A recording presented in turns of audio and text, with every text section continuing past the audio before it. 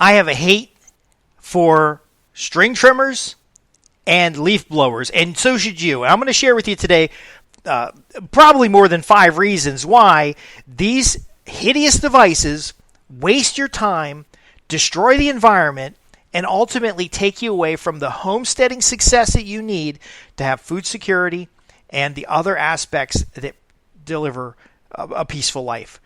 Now, I'm Justin hit with prospecting. See, I can't even think straight. I'm Justin hit with Prosperity Homestead, and I'm gonna deliberately slow down because I'm trying to record podcast this morning, and I hear the droning and screaming of a leaf blower blowing leaves hundreds of miles an hour against the soil, destroying soil structure, blowing seeds away, killing beneficial insects, and destroying the habitat.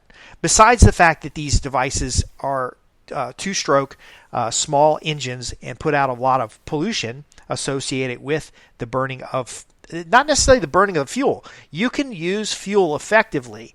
And a two-stroke chainsaw is different than it's equally noisy, but it's much different than a leaf blower or a string trimmer because it doesn't cause the destructive factor that we get with these devices.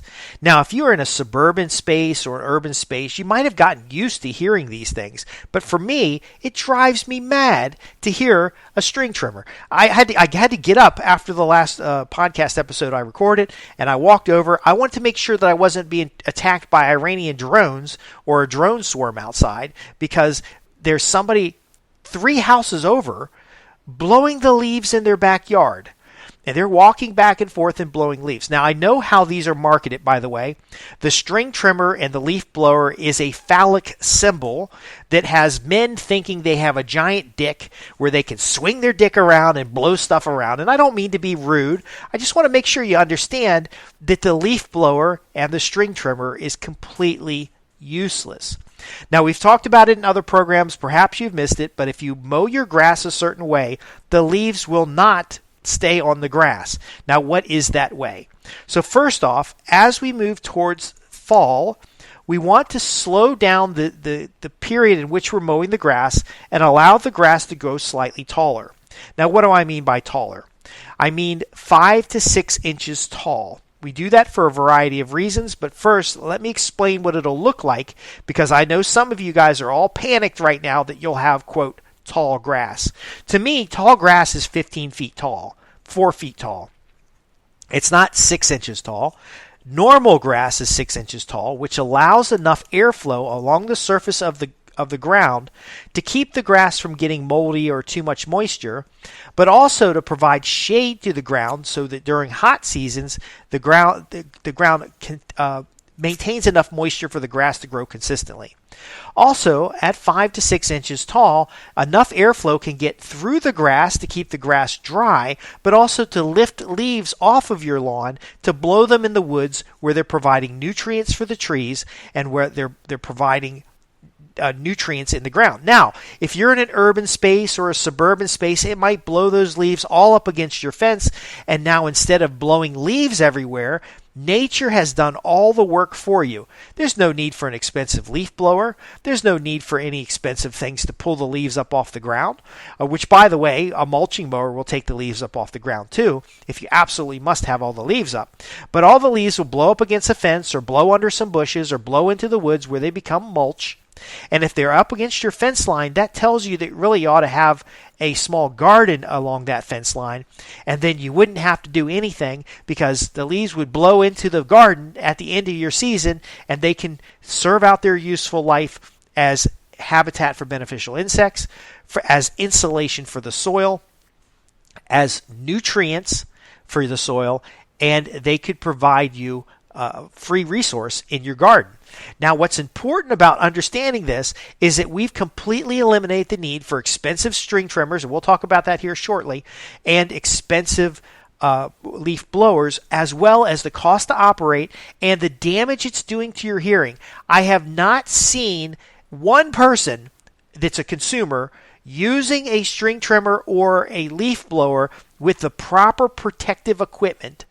And frankly, a professional landscaper who uses these things because they're on the clock, they're not going to spend as much time as a consumer will swinging their big dick around. Now, this goes for women as well. It gives you that vibration and that power, that sense of power that you've got this engine blowing stuff around. Do you see how the advertisements work? They're always telling you about how much it can blow. Well, it actually sucks a lot, because with landscape design, especially a natural landscape design, we can look at where the leaves accumulate on the lawn anyway. I'm not against lawns, especially if you're using them as grazing areas. But if you allow the grass to grow towards the fall, 5 inches to 6 inches tall, which is pretty normal for grass, it allows the grass to thicken up. It allows a habitat for new seeds to accumulate. You can do this after you've top dressed it with compost. You can do this after you've aerated it. But where those leaves blow is where we're going to put large gardens. And we're going to put large mulched areas, because those leaves are mulch. The tree took all year to accumulate the nutrients, to accumulate the minerals, to accumulate the carbon, to exchange it with solar energy. Everybody's talking about solar energy today, and yet the greatest resource from the sun, which is biomass from trees, is being bagged up and sent away. If you layer these leaves over your garden space, over your bulbed flowers, over different areas in the yard, and because the grass is a little bit, and I don't even want to say taller, a lot of these fescues really do best at 4 inches to 6 inches tall. Because you're using those leaves, whether you're composting them or you're just letting them lay, you're now going to be protecting the soil, conserving nutrients, creating habitat, and really building abundance. Now, I said we're going to eliminate the string trimmer as well. When we talk about natural landscaping, when we talk about permaculture design, the string trimmer itself has no place except maybe under your fencing.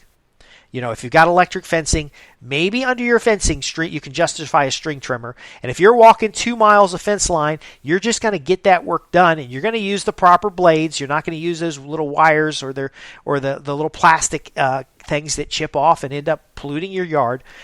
But again, you can eliminate the string trimmer in an urban lot, in a permaculture garden. You can eliminate the string trimmer in a suburban lawn by creating mulched beds that edge your grass spaces. Now, why is this important? Well, the mulch bed allows you to ride your mower one wheel over the mulch bed and cut all the way up to the edge without cutting plants, without hurting flowers, because we basically bordered the property with a renewable resource, which is wood chips. Basic, unpainted wood chips. You can do this around the house. You're not going to end up with termites. You can do this around trees and other types of deciduous plants, that the trees that are dropping all these leaves. And then you can simply leave the leaves on top of the mulch, and then come spring, refresh it with just a little bit of mulch after the leaves have dried out and the temperatures have risen above 55 degrees, so that the beneficial insects, the moths, the butterflies, the food for birds can all move to the next stage of their life. Without a string trimmer, you don't have to hear that noise. You don't have to see all the dirt and dust kicked up. You don't have to see rocks flinged across the yard. You can have a clean and a pretty looking design by doing this one thing, which is bordering your grass with mulched beds. Now, I prefer garden beds. I prefer places to grow food, fruits, vegetables. I prefer places where we have bulbed and cut flowers or wildflower beds. I prefer things that can layer this new nutrient in order to build the soil more than ever before. Now, what problems might you have using leaves to build soil? Most leaves, like oak and other leaves that fall in the spring and fall in the fall and winter, and come back in the spring, most of those are going to be a little bit acidic. So if your leaves have accumulated and you've layered them on your garden bed, you're going to be protecting that garden bed over the winter. You're going to be able to sometimes have root crops over the winter, but you may want to put in a little bit of lime. That lime will help balance the pH a little bit. But meanwhile, the leaves are going to suffocate any weeds so that you have less weed pressure the next season. These leaves are going to be building a blanket over the winter that's also going to help soak in any snowfall or any rain and prevent erosion. Now, come spring, do you need to till in these leaves? No, you don't need to till in these leaves. If the leaves get a little bit compacted and they hold water, you can use a fork, either a broad fork to open up the soil and improve the drainage, or you can use a fork and some straw to turn over those leaves so that you continually have this mulch layer of 3 to 5 inches of mulch on your bed, and then you could just take your plant starts, move aside the leaf broken down leaves, and basically just plant in the soil. Now, what you're going to notice is when you pull those leaves aside, if the leaves are matted and you're not getting a lot of airflow, you do want to mix in some straw so you can get better airflow, which is going to help feed the right microorganisms to start breaking down those leaves. But you're going to want to just be amazed in the quality of your soil. There was no hauling compost in a wheelbarrow. There was no turning piles of compost. There was no digging holes and turning over double dig beds. There's simply nature doing its job, just like in a forest. The only difference is if we're growing vegetables, we have to bring the pH down or get the pH right for the vegetables. But if this is around your fruit trees, if this is around your blueberry bushes, if this is around your roses, my grandfather had a beautiful row of roses, and he would simply take the leaves from his neighbors and put them around all of his plants, and then what leaves didn't cover the surface, because you don't want it to be too thick, the leaves that didn't cover the surface around the mulch, he would put in the compost pile and turn that to make beautiful potting soil. But then come spring, he would simply, around the roses, add a little bit of untreated wood chips to kind of hold down those leaves. Because once they dry out, they will blow around a little bit. But again, if they are a thick enough mat, they're going to protect the root structure. They're going to protect the soil enzymes and soil health. They're going to provide nutrients, minerals, and other nutrients that your plants need. They're going to do way more than the expense and the noise and the frustration of leaf blowers, of string trimmers. Now we have these edged beds, which essentially have mounded mulch at the edge of the grass. The mounded mulch is 8 inches thick because we're building soil over time. And then when we mow that grass in the spring, which you can mow it a little bit lower in the spring, down to 4 inches or so, because we might be top dressing, we might be overseeding. I have a program about year-round green grass, and it has a holistic approach to managing your grass. But again, we're going to have one wheel of the mower on the mulch bed so that we're mowing right up to the edge, so we don't need any edgers, we don't need any string trimmers, and we definitely don't need any leaf blowers, because we're either bagging the grass or we're chopping it so fine with a mulching blade that it's just going to be absorbed in the soil. We're now composting in place. We're feeding the earth. We're allowing nature's cycles to complete. We're supporting beneficial insects. We've got birds that are having better habitat and nesting over the winter. We may even leave some areas where our wildflowers or our cereal grains actually just grow all the way out and build out habitat mulch. In my particular situation, I allow tall grass to grow on slopes so that we have nesting habitat for birds over the winter, as well as biomass accumulation as we convert atmospheric carbon and sunlight into surface carbon. We're capturing carbon. So again, please throw away your string trimmer. Unless you've got a big long fence line. Well, even then, actually, there are designs for your fence line that don't need a string trimmer. But again, I digress. Turn off your leaf blower, especially at 8 o'clock in the morning. Get rid of your string trimmer and design for efficiency, which allows you to spend more time enjoying your lawn rather than maintaining your lawn. Now, I know news media and the local ordinance and the Black & Decker advertising and Steel advertising are going to keep selling you on these phallic symbols of your power over nature. Get a chainsaw, cut some firewood, or actually you could use deadfall. You don't really have to cut down trees very often. But again, let's use the appropriate tool in the appropriate place and design to reduce the amount of time and labor we have to work. We don't work for Lowe's. We don't work for Home Depot. We want to work for ourselves. We want to have abundant gardens. We want to be able to grow food. We want to be able to spend more time with family and less time doing yard work. And there are design methods that we've shared today. There's many more methods that we can teach you. We can show you demonstrations. But ultimately, let's work smarter rather than harder. And then let's cut out a lot of this surplus automation, because nature can take care of itself.